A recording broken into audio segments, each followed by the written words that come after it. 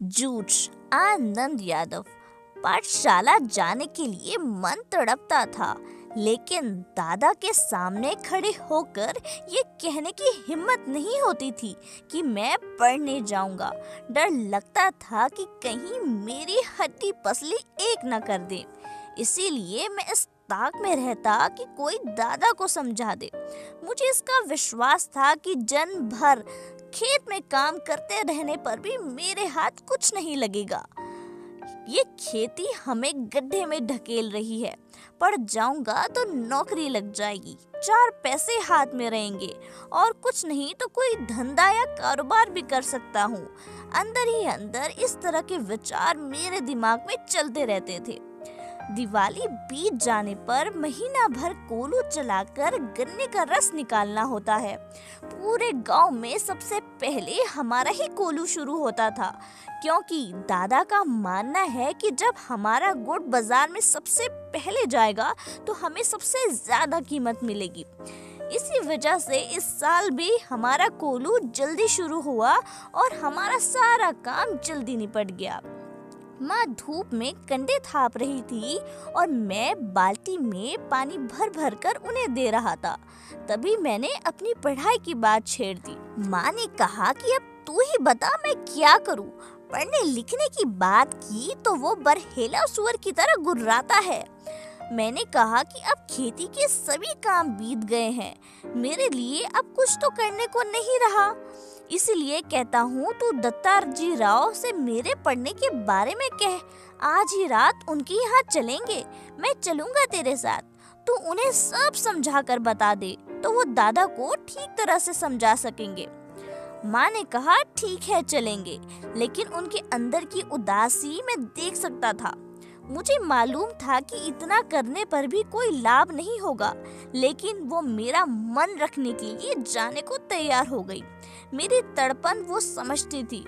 मुझे वो 7वीं तक पढ़ाना चाहती थी, लेकिन दादा के आगे मेरी माँ का बस नहीं चला।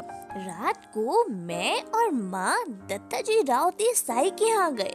माँ ने दत्ता राव को बताया कि दादा सारे दिन बाजार में रखमा बाई के पास गुजार देते हैं, खेती के काम में तो हाथ ही नहीं लगाते। दादा को सारे गांव भर आजादी के साथ घूमने को मिल रहा है, इसलिए उन्होंने मेरी पढ़ाई बंद करा दी और मुझे खेत में जोत दिया। ये सुनते ही देसाई जी गुस्सा हो गए और बोले, आने दे अब उसे, मैं उसे अच्छी तरह सुनाता हूँ। उठते उठते मैंने दत्ताजी राव से कहा कि अब जनवरी का महीना है और परीक्षा भी नजदीक आ गई है। मैं यदि अब भी कक्षा में जाकर बैठ गया और पढ़ाई को दोहरा लिया तो 2 महीने में 5वीं की सारी तैयारी हो जाएगी। मैं परीक्षा में पास हो जाऊंगा। इस तरह मेरा साल बच जाएगा। अब खेती में भी ऐसा कुछ काम नहीं है, मेरा पहले ही 1 वर्ष बेकार चला गया है। ठीक है, अब तुम दोनों अपने घर जाओ। जब वह आ जाए तो उसे मेरे पास भेज देना और पीछे से घड़ी भर बाद तू भी आ जाना रे छोरा। जी कहकर हम खड़े हो गए और उठते उठते हमने दत्ता राव को ये भी कह दिया कि हम यहाँ आए हैं और हमने सारी बातें आपसे कही हैं। ये बात अब दादा को मत कह देना, नहीं तो हम दोनों की खैर नहीं।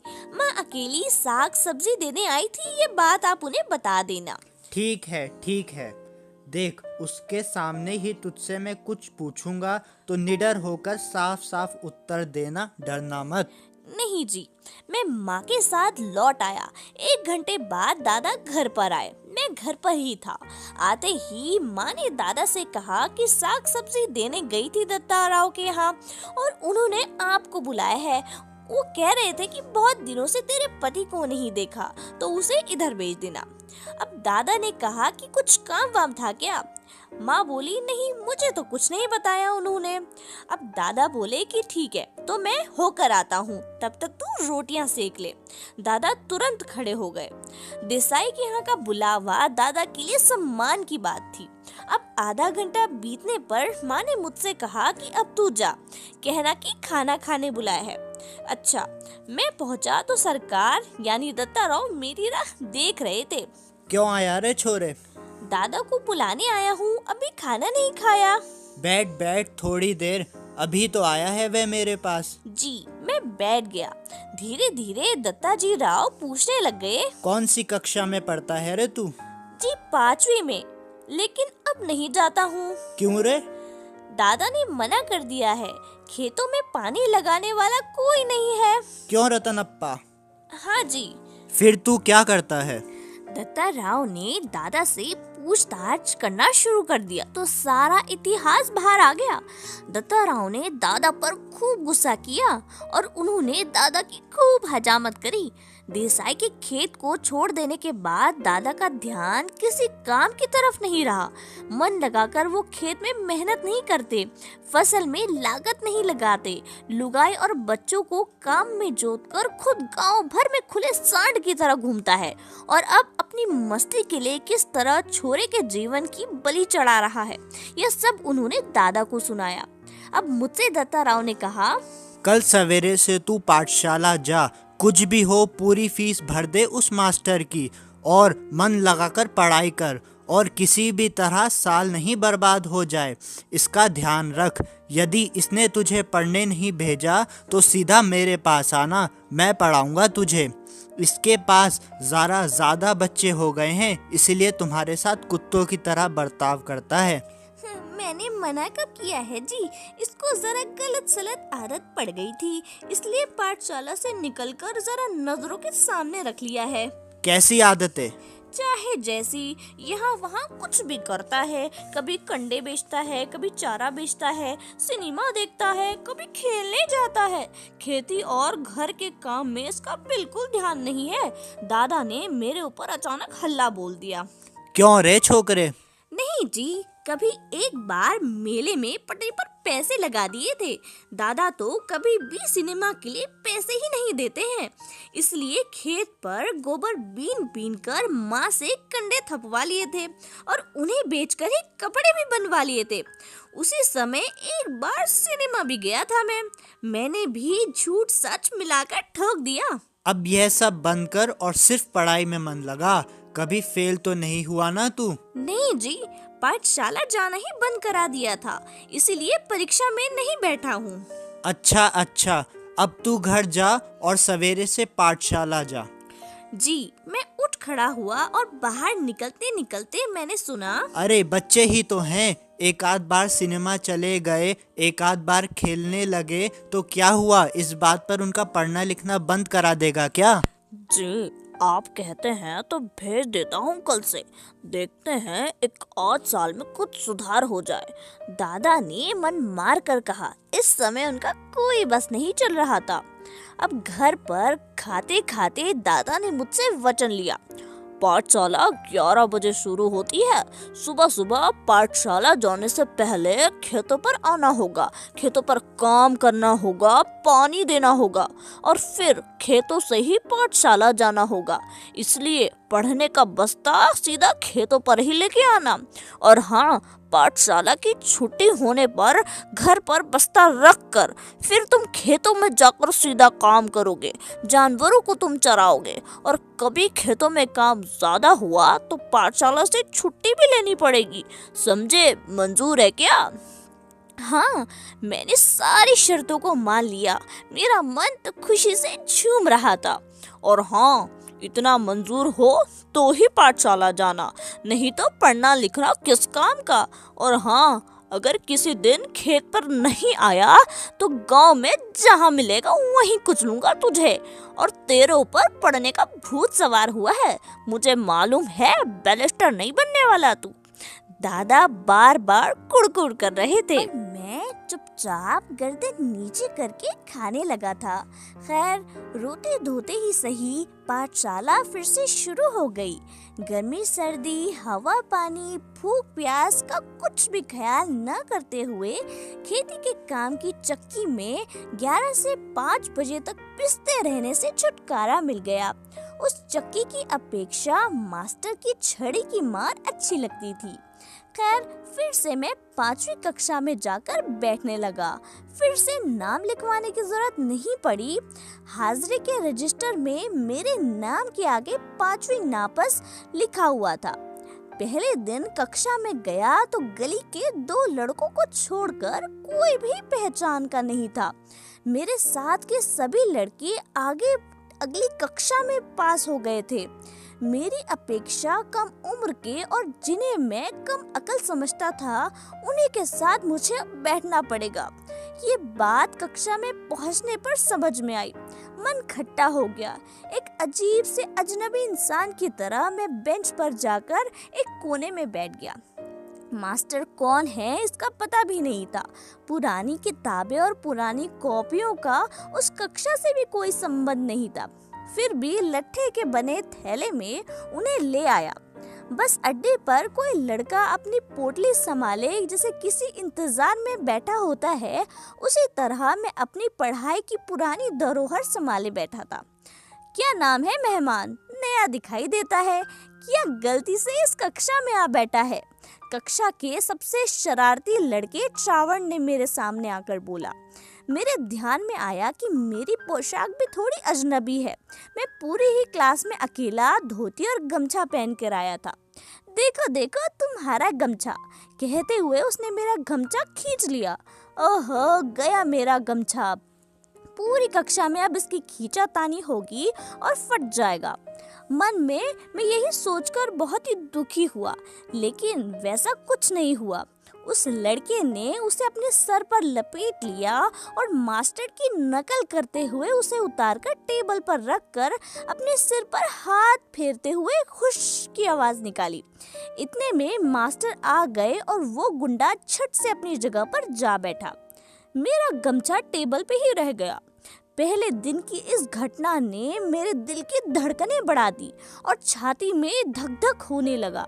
टेबल पर मेरा मटमैला गमछा देखकर उन्होंने पूछा कि किसका है रे ये गमछा? मैंने कहा मेरा है मास्टर। मास्टर बोले तू कौन है? मैं बोला कि मैं पिछले साल फेल हो गया था, सो मैं इसी कक्षा में अब बैठता हूँ। गमछा ले जा पहले, मास्टर ने बोला। और उन्होंने बोला कि यहाँ क्यों रखा है बेवकूफों की तरह? मैंने बोला मैंने नहीं रखा मास्टर, उस लड़के ने मेरे सर से छीन लिया और यहाँ रख दिया। अब मास्टर बोले ये चावड़ का बच्चा बिना बात की उठक पुठक करता है और उस लड़के की ओर चले गए। मास्टर ने मेरे बारे में और भी पूछताछ की और फिर वो कविता पढ़ने लग गए। अब बीच की छुट्टी में मेरी धोती की काज उस लड़के ने 2 बार खींचने की कोशिश की, लेकिन मैं दीवार की तरफ पीठ करके जा बैठा तो पूरी छुट्टी होने से पहले उठा नहीं। अब घर जाते समय मैं सोच रहा था कि लड़के मेरी खिल्ली उड़ाते हैं, धोती खींचते हैं, गमछा खींचते हैं, तो इस तरह मैं कक्षा में कैसे मेरा गुजारा होगा? नहीं जाऊंगा ऐसी पाठशाला। इससे तो अपने खेत ही अच्छे हैं। चुपचाप काम करते रहो। गली के 2 ही लड़के हैं क्लास में, वो भी मुझसे कमजोर, वो क्या मेरी मदद करेंगे? मन उदास हो गया। 4वीं से 5वीं तक पाठशाला अपनी सी लगती थी, लेकिन वो अब एकदम पराई पराई जैसी लगने लगी है। वहाँ अपना कोई नहीं है। सवेरे हो जाने पर मैं बहुत खुश था। फिर से पाठशाला चला गया। माँ ने पीछे पकड़कर एक नई टोपी और 2 नाड़ी वाली चड्डी जो कि ग्रे रंग की थी वो मुझे दी। चड्डी पहनकर पाठशाला में गया। अब धीरे धीरे लड़कों से मेरा परिचय बढ़ गया। मंत्री नाम के मास्टर कक्षा में आए और वो आए तो वो ऐसे मास्टर थे जो छड़ी का उपयोग नहीं करते थे। हाथ से गर्दन पकड़कर पीठ पर एक जोर का घूंसा लगाते थे। अब पीठ पर उनका घूंसा इतनी जोर का लगता था कि लड़के हूक भरने लगते। लड़कों के मन में उनकी दहशत बैठी हुई थी। इस कारण जो शरारती लड़के थे उन्हें उद्यम करने का कोई मौका नहीं मिल रहा था। पढ़ने वाले लड़कों को शाबाशी मिलने लगी और जो मंत्री मास्टर थे वो गणित पढ़ाते थे, तो एक आध सवाल अगर गलत हो जाता था तो उसे वो अपने पास बुलाकर बच्चों को समझा देते थे। एक आध लड़कों की कोई मूर्खता दिखाई दी तो उसे वो ठोक देते थे। इसलिए सभी का पसीना छूटने लगता था। सभी लड़के घर से पढ़ाई करके आने लगे।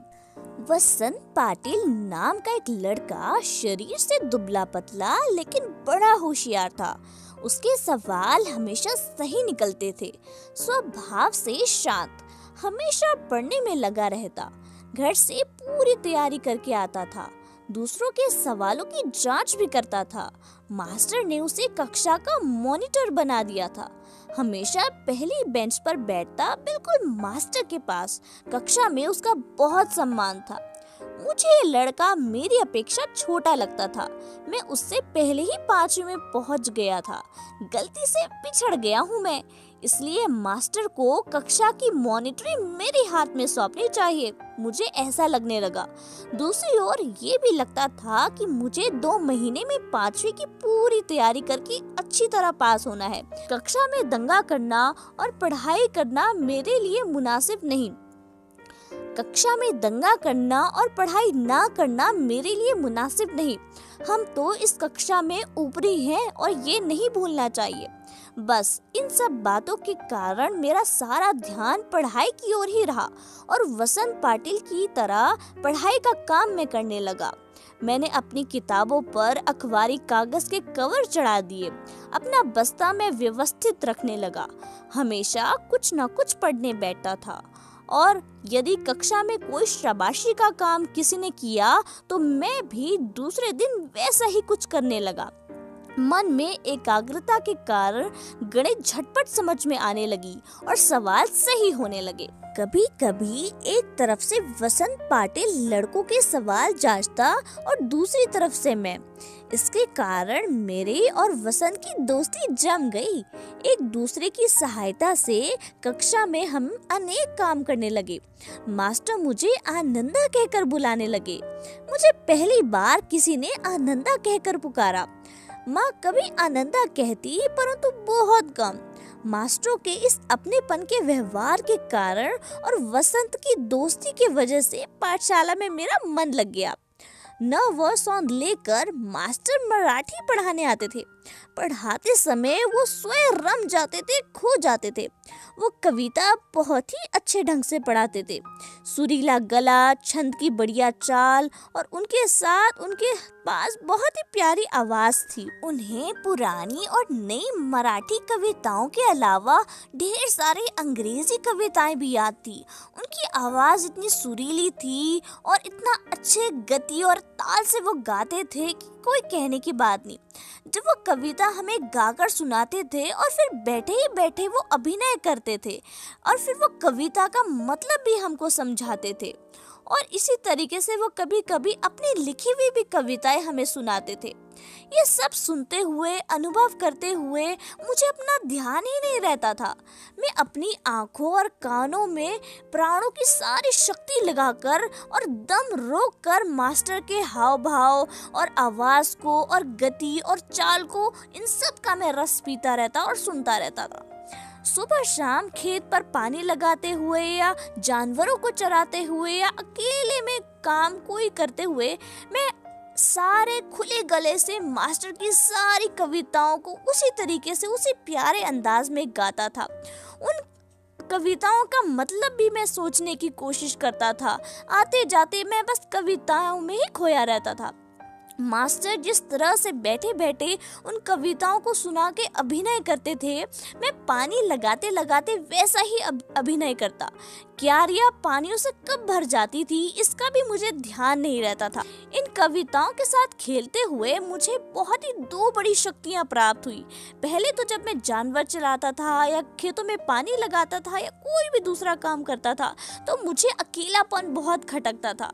मैं हमेशा चाहता था कि मेरे साथ कोई हो जो मेरे साथ हंसे बोले या मेरे साथ हंसी मजाक करे काम करते करते, लेकिन अब ऐसा नहीं लगता था। अब अकेलेपन से मैं बिल्कुल खुश था। उल्टा तो अब मुझे ऐसा लगने लगा था कि मैं जितना अकेला रहूं उतना ही अच्छा। इस कारण मैं कविता तो कम से कम ऊंची आवाज में गा सकता हूँ और किसी भी तरह का अभिनय भी मैं कर सकता हूँ। कविता गाते गाते थुई थुई करके नाचा भी जा सकता है। मैं सचमुच ही नाचने लगता था।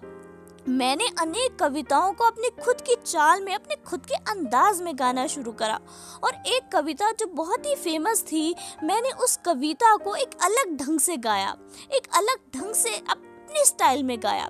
ये चाल एक सिनेमा के गाने पर आधारित थी। और फिर मैंने जब ये कविता अपने मास्टर के सामने गाई तो मैंने अपने मास्टर से भी ज़्यादा अच्छा गाया। और जब उन्होंने ये कविता सुनी तो वो बहुत ही खुश हुए। वो इतने खुश हुए कि उन्होंने मेरी ये कविता मुझे 6वीं और 7वीं के सभी लड़कों के सामने मुझसे बुलाकर गवाई। अब पाठशाला में एक बड़ा समारोह भी था, उसमें भी उन्होंने मुझे ये कविता गवाई, जिसके कारण मुझे लगा कि मेरे कुछ नए पंख निकल आए हैं। खुद सौंदलेकर मास्टर कवि थे, इसलिए मुझे ये विश्वास हुआ कि मैं भी तो कवि बन सकता हूँ, मैं भी कविता लिख सकता हूँ। मास्टर के दरवाजे पर छाई हुई खूबसूरत मालती के बेल पर मास्टर ने एक बहुत ही खूबसूरत कविता लिखी थी। वो कविता मैंने देखी थी और वो फूल भी मैंने देखे थे। इसके कारण मुझे लगा कि मुझे भी अपने आसपास, अपने गांव, अपने खेतों के बारे में और ऐसे ही खूबसूरत दृश्यों के बारे में मैं भी कविता लिख सकता हूँ, कविता बना सकता हूँ। और ये सब अनजाने में ही होता रहता था। भैंस चराते चराते मैं फसलों पर, जंगली फूलों पर तुकबंदी करने लगा और उन्हें जोर से गुनगुनाता भी था। मास्टर को मैं दिखाने भी लगा। कविता लिखने के लिए कागज और पेंसिल भी हरदम अपने साथ रखने लगा। और कभी पेंसिल ना होती तो लकड़ी के छोटे टुकड़े से ही भैंस की पीठ पर रेखा खींचकर वो कविता लिख देता या पत्थर की शिला पर कंकड़ से लिख देता। जब याद हो जाती तो पोंछ देता। किसी रविवार के दिन एक आध कविता बन जाती तो सोमवार के दिन मास्टर को दिखाता। बहुत बार तो सवेरा होने तक का इंतजार नहीं होता और मैं रात को ही मास्टर के घर जाकर कविता दिखाता। वो उसे देखते और शाबाशी देते। और फिर कभी कभी वो मुझे कविता के बारे में सिखाते थे कि संस्कृत भाषा का उपयोग कविता के लिए किस तरह होना चाहिए, छंद कैसा होना चाहिए, लय कैसी होनी चाहिए और इस तरह की तमाम बातें वो मुझे बताते थे। तो इस तरह से मुझे उनके प्रति अपनापन महसूस होता था। वो मुझे पुस्तक देते थे, अलग अलग तरह की कविताएं संग्रह देते थे। उन्होंने कई तरह की कविताएं सुनाई तो लगा कि मैं इस ढर्रे पर कविता बनाऊं। फिर तो सारा दिन उनकी दिशा में मेरी कोशिशें चलती। इन बातों से मैं सौंदलेकर मास्टर के बहुत नजदीक पहुंच गया और जाने अनजाने मेरी मराठी भाषा सुधरने लगी। उसे लिखते समय मैं बहुत ही सचेत रहने लगा और सारी चीजों को करने लगा। शब्दों का नशा चढ़ने लगा और ऐसा लगने लगा कि मानो मन में कोई मधुर बाजा बज रहा है।